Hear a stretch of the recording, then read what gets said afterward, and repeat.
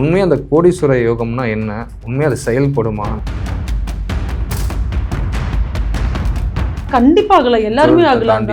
என்னோட கிளைண்ட்ஸ் கிட்டத்தட்ட ஒரு 15 பேர். அதாவது கோடீஸ்வரன் ஆகறதுல ரெண்டாவது விஷயம், கடனாளியா இல்லாம வாழ்றதே வந்து ஒரு பெரிய கோடீஸ்வரன் தான். எலன் மஸ்க் சொல்லியிருக்காப்படி 80% ஆஃப் இது வந்து நம்ம நாட்டை விட ஃபாரினர்ஸ் தான் நம்ம தமிழ் தெய்வத்தையே ஃபாலோ பண்றாங்க. உங்களுக்கான பொட்டன்ஷியல், உங்க ஜாதகம், உங்க முன்னோர்கள் சாபம், உங்க குலதெய்வம் அனுகிரகம், இது இல்லாம நீங்க தலைகீழ குட்டிக்காரனை அடிச்சாலும் அது இயக்க முடியாது. எல்லாத்தையும் தாண்டி சித்தர்களால இது முடியும். கோடீஸ்வரங்களை போய் பாத்தீங்க அப்படின்னா அவங்க ஒரு சிஸ்டமைஸ்டா ஃபாலோ பண்ணிட்டு இருப்பாங்க. இவங்க நினைக்கிற மாதிரி 8 மணிக்கு 9 மணிக்கு எந்திரிக்கிறவங்களா இருக்காங்க. அவங்கள 4 மணிக்கு எந்திரிப்பாங்க. பிரம்ம முகூர்த்தத்தோட அர்த்தம் அவங்களுக்கு தெரியும். இறந்த முன்னோர்களுக்கு எப்படி திதி கொடுக்கணுங்கிறது தெரியும்.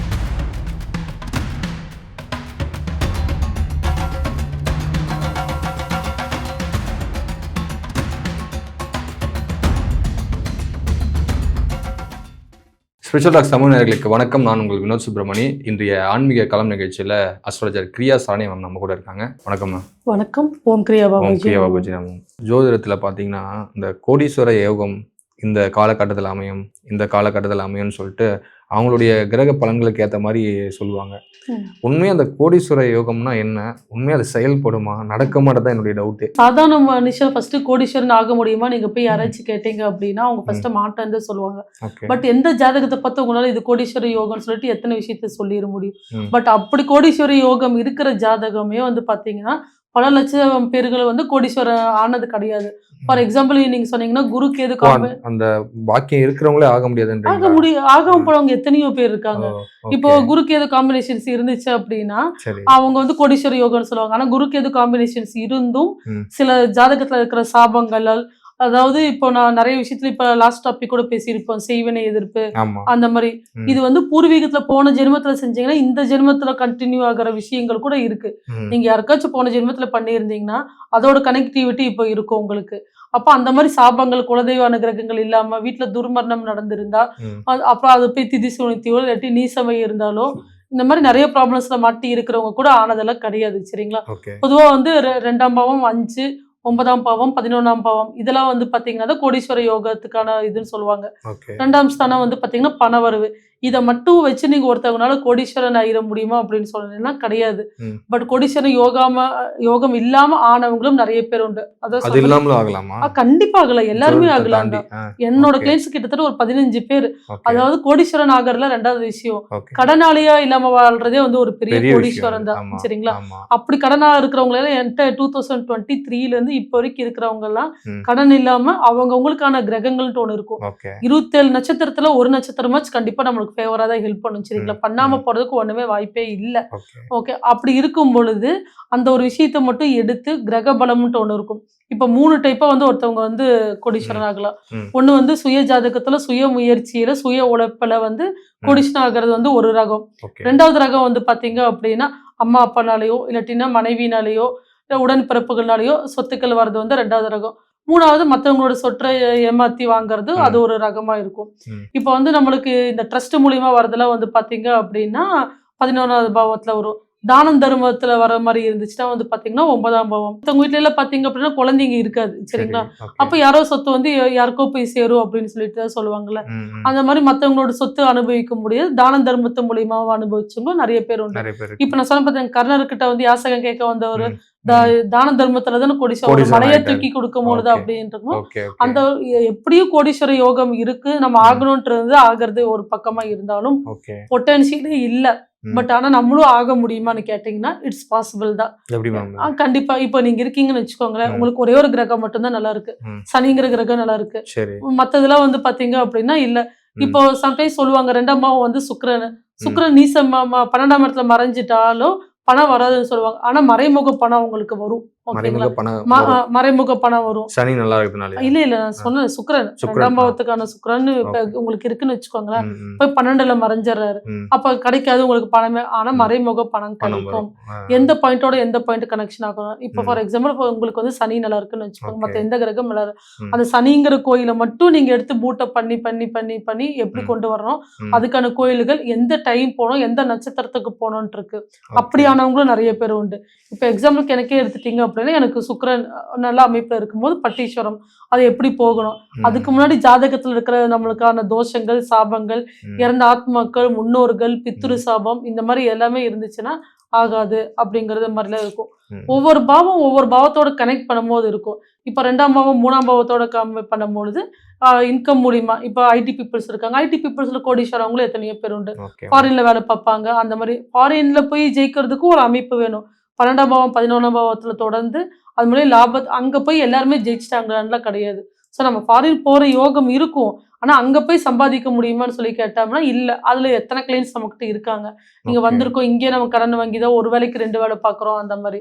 அப்போ 4ஆம் பாவத்தோட தொடர்பு கொள்ளும் பொழுது வந்து பாத்தீங்க அப்படின்னா ரியல் எஸ்டேட் மூலியமா வீடு வாங்கி விற்கிறது மூலியமா தந்த அம்மா மூலியமா வரக்கூடிய விஷயங்கள்லாம் இருக்கும். 5ஆம் பாவத்தோட தொடர்பான பூர்வீக சொத்து. பூர்வீக சொத்து நம்ம ஒண்ணுமே இருக்க மாட்டோம். பட் பூர்வீகத்தோட சொத்து வரும்.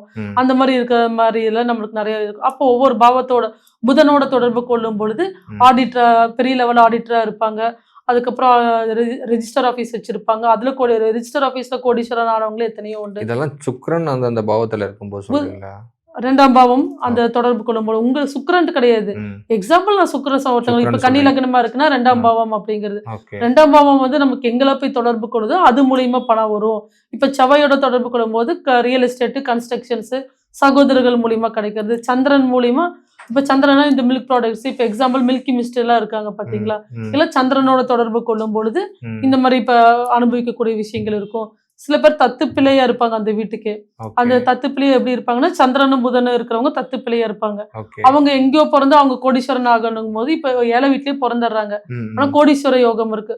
ஒருத்தவங்க வந்து தத்து எடுத்துட்டு போய் அவங்களை வளர்த்துவாங்க. இப்ப நீங்க இந்த மில்கி மிஸ்ட்னு சொல்லும் போதுதான் எனக்கு ஒன்று கேட்கணும்னு நினைக்கிறேன். இப்போ ஒருத்தவங்களுடைய தொழில் எந்த மாதிரி பண்ணா அவங்க கோடீஸ்வரர் ஆகலாம், அந்த வளர்ச்சி இருக்குன்றத பொறுத்து கூட நம்ம சொல்ல முடியும். கண்டிப்பா. இப்ப அதுல எந்த வித மாற்றமும் கிடையாது. ஏன்னா நீங்க இதுக்கு முன்னாடி சொல்லும் போது ஒரு கோயிலை வந்து எந்த கோயிலை வழங்கினா பூஸ்டப் ஆகும் அப்படின்ற மாதிரி அவங்களுடைய அந்த தன்மை வந்து நல்லா இருக்கும் அப்படின்னு சொன்னீங்க. இதுல மக்கள் வந்து ஒரு சும்மா நினைக்கிறது உண்டு, என்னங்க கோயிலுக்கு போனா கோடீஸ்வரன், நானும் தான் கோயிலுக்கு தான் போயிட்டு இருக்கேன், எங்க கோடீஸ்வரன் நானு அப்படின்ற ஒரு தாட்ல இருப்பாங்கல்ல. அதுக்காக தான் கேட்கறேன். ஏன்னா நீங்க அந்த பர்டிகுலரா இந்த இடத்துல போனா அந்த நடக்கிற மாற்றம் என்ன மாற்றம் நடக்குது அவங்களுக்கு? அவங்களுக்கான அவங்க போனா அவங்களுக்கு கொடுக்கறதுக்காக காத்துட்டு இருப்பாங்க. நீங்க போய் கதற வேண்டிய அவசியமே இல்ல. ஒருத்தவங்க வந்து கண்ண மூடி உட்காந்துருக்கவங்ககிட்ட போய் நீங்க எவ்வளவு டான்ஸ் ஆடி காமிச்சாலும் அவங்களுக்கு தெரிய போறது கிடையாது. ஆனா உங்களுக்காக கொடுக்கறதுக்கு ஒரு தேவதை காத்துட்டு இருக்கும் பொழுது அது ஏன் தொட மாட்டேங்கிறாங்க பார்த்து அந்த இடத்துக்கு போகணும்ன்றீங்க. ஆமா கண்டிப்பாங்க. அப்படிதான் எல்லாருமே இப்ப நீங்க கோடீஸ்வரங்களை போய் பாத்தீங்க அப்படின்னா அவங்க ஒரு சிஸ்டமைஸ்டா ஃபாலோ பண்ணிட்டு இருப்பாங்க. இவங்க நினைக்கிற மாதிரி 8 மணிக்கு 9 மணிக்கு எந்திரிக்கிறவங்க இருக்காங்க. அவங்கள 4 மணிக்கு எந்திரிப்பாங்க. அவங்களுக்கு என்ன கோடீஸ்வரன் பாங்க. பிரம்ம முகூர்த்தத்தோட அர்த்தம் அவங்களுக்கு தெரியும். இறந்த முன்னோர்களுக்கு எப்படி திதி கொடுக்கணுங்கிறது தெரியும். எந்த கோயிலுக்கு அவங்களுக்குன்னு ஒரு கைடு இருந்திருக்கும். இன்னைக்கு நம்மளுக்கு இருக்கிற சிஎம் அவருக்கே வந்து பாத்தீங்கன்னா அவரும் ஒரு கைடு கூட வச்சிருந்திருக்காரு. வைக்காமல கிடையாது. ஆனா இந்த 2 கட்டானா இருக்காங்க பாத்தீங்களா, இவங்க தான் வந்து இருக்கு இல்ல இருக்கு இல்லங்கிறவங்க என்னைக்கும் டெவலப்மெண்ட் ஆக முடியாது.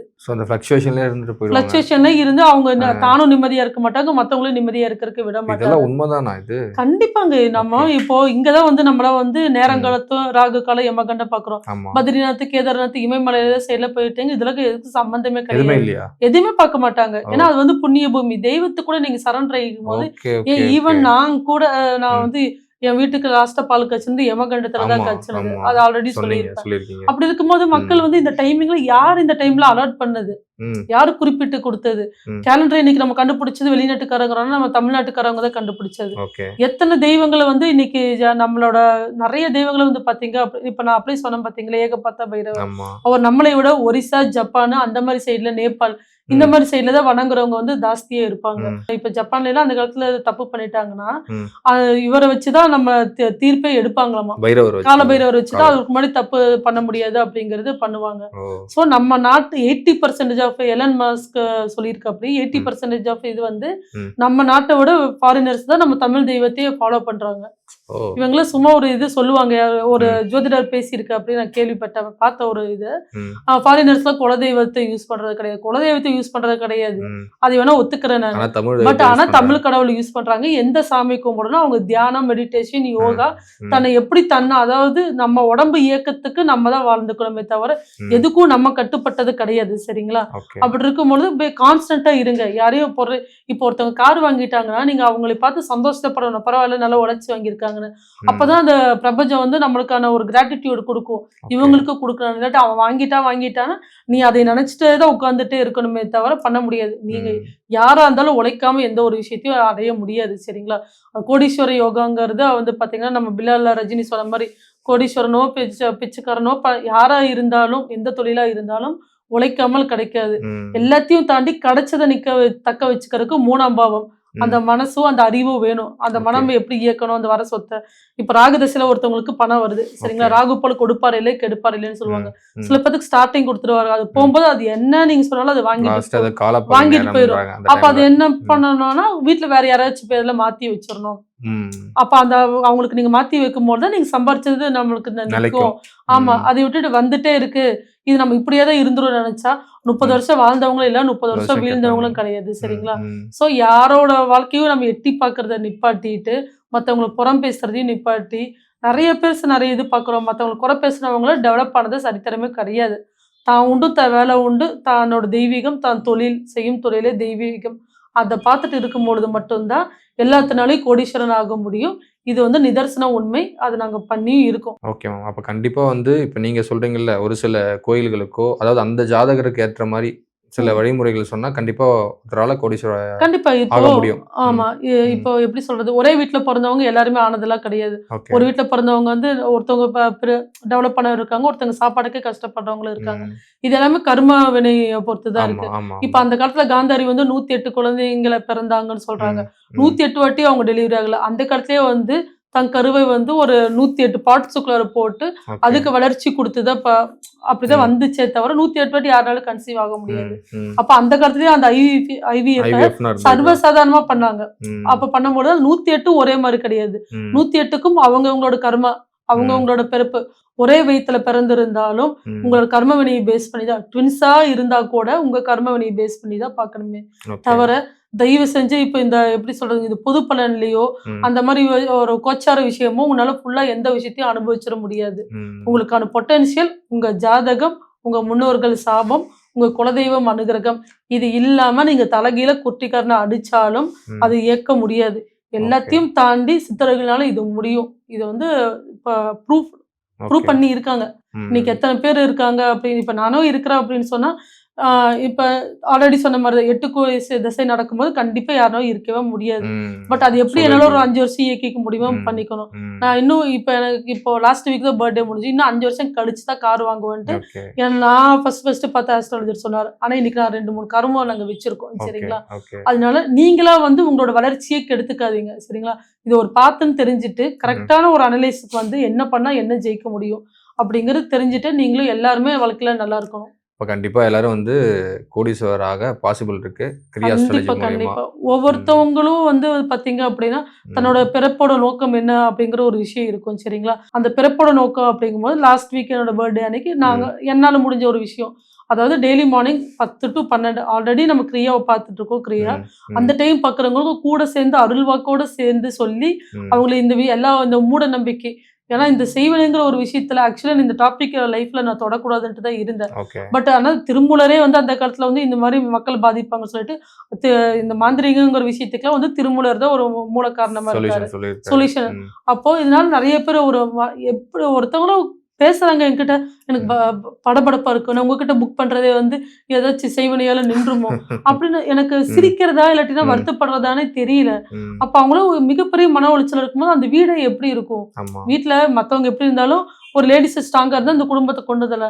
இன்னைக்கு நிறைய லேடிஸ் வந்து இந்த கண் திஷ்டி செய்வினை இந்த மாதிரி விஷயத்துல எல்லாம் வந்து ரொம்ப பாதிச்சிருக்காங்க. அதுக்காக அந்த 10 to 12 நம்ம வர கிளைண்ட்ஸுக்கு கூடயே சேர்ந்து பார்த்து இதையும் நம்ம ஒரு சர்வீஸா நம்ம பண்ணலாம் அப்படிங்கிறது என்னோட பர்த்டே அன்னைக்கு நான் எடுத்த பிளேஜ். Okay ma'am. கண்டிப்பா இதை பார்த்துட்டு இருக்கிறவங்க அவங்களும் கோடீஸ்வரர் ஆகலாம்ன்றது சாத்தியம் தான் நினைக்கிறேன். கண்டிப்பாக. ஸோ ரொம்ப நன்றி. வாழ்க வளமுடன்.